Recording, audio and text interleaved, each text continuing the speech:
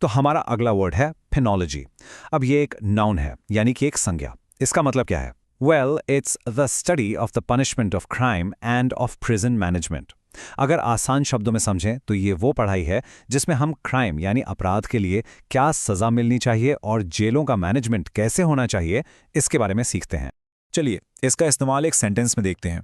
The University Sociology Department offers a popular course in penology, exploring the theories behind correctional systems. इसका मतलब ये हुआ कि एक यूनिवर्सिटी का जो सोशियोलॉजी डिपार्टमेंट है ना, वो पेनोलॉजी पर एक बहुत ही पॉपुलर कोर्स चलाता है।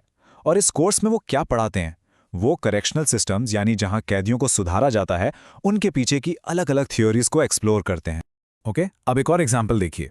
Modern penology focuses more on rehabilitation and reform rather than purely on punishment. ये सेंटेंस बहुत इंपॉर्टेंट है क्योंकि ये दिखाता है कि सोच कैसे बदल रही है। आजकल की जो पेनोलॉजी है उसका फोकस सिर्फ सजा देना नहीं है, बल्कि इस बात पर है कि अपराधी को कैसे रिहैबिलिटेट किया जाए, उससे कैसे सुधारा जाए ताकि वो आगे जाकर सोसाइटी का एक बेहतर हिस्सा बन सके।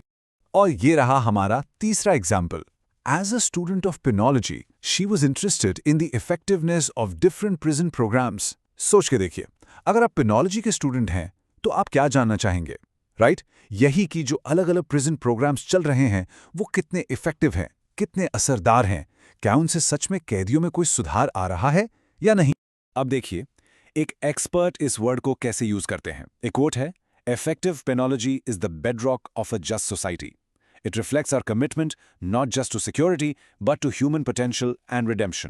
Basically, इस कोट का मतलब ये है कि एक अच्छी पेनोलॉजी सिस्टम किसी भी न्याय करने वाले समाज की नींव होती है, अ बेडरॉक।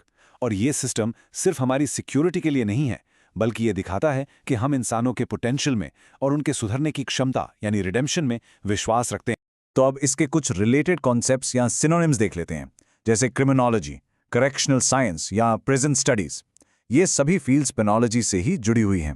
पेनोलॉजी का कोई सीधा विलोम शब्द या एंटोनिम तो नहीं होता, लेकिन हाँ कुछ ऑपोजिट आइडिया जरूर हैं, जैसे कि एबोलिशनिज्म, जिसका मतलब है कि प्रिजन सिस्टम को पूरी तरह से खत्म कर दो, या फिर एनार्की, जहां कोई कानून ही ना हो। और एक है लीनियंसी, जिसका मतलब है सजा देने में बहुत नरमी बरतना।